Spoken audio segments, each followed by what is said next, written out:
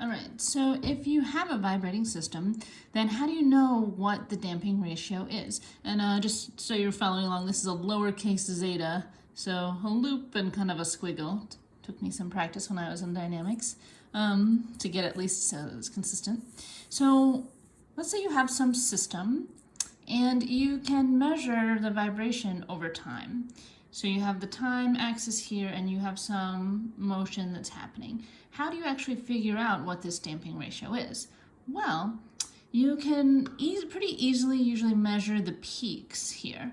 So even with just a quick video of our little toy system, like you can see that there was one peak and another. And what you know about them is something special. You know that they are the damped period away from each other. So you know that if you have some tau d that is of your system, that's how far away these are. And even if you don't have tau d, but you just know that it is tau d apart, you can start to think about the ratio of these. So, and there will always be the same ratio, this peak to this peak, this peak to this peak. And similarly, you could measure on the bottom, this peak to this peak. They'll always have this decreasing ratio, and you can show yourself that by no matter what the starting constant is, you're going to have this solution to your equation. And at whatever the peak is, you know, this sine term is going to be going to 1 because, or negative 1 as the case may be, right? So this term is going to cancel, this term is going to cancel, this term is going to cancel, and also this term is going to cancel. So now you just have the difference between these times, but you already know that the difference between those times is your damped period. So we can even further substitute this and kind of formalize this by calling the natural log of this ratio, we call that the logarithmic decrement, and we can set that equal to the damping ratio times the natural frequency times the damped period.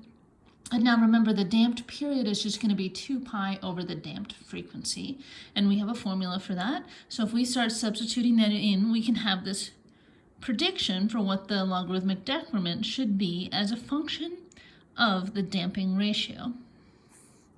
And we can even go backwards from that to solve it the other way. If we have some logarithmic decrement and we want to get the damping ratio, we can calculate that. So I actually went ahead and did that for my little toy oscillation problem. Remember the little wheeled cart, and I had it with the rubber bands. So there's some springs here. And I didn't actually add any dampers. So the first time I tried to pull it, I think I got 2 floorboards away, and then it came 1/2 back, but then it kind of stopped. And so you could actually rewrite this so that you're talking about the decrement from like this point to this point. But I just did it again. So the first time I pulled it like 1.4 floorboards, and then I watched it go back and then back again to 1/2 a floorboard. So, you know, this is pretty inaccurate, but still we can run this through here. And so we can find our damping ratio, or our logarithmic decrement here, is going to be equal to the natural log of 0.14 over 5, and so I got 1.2. And then here we're going to get our zeta, and that's going to be 1.672. So, I didn't add any damping. The damping ratio is pretty small. I feel like it would have, in my particular example of this cart, there's a lot of friction in Lego wheel axles, and on the ground there can be some slip here. So I think we lost some energy there. So that's why I didn't go further with such a low damping factor. But this is a way, fairly straightforward way, even if you don't have more complicated measurements, where you can estimate the damping factor of your system.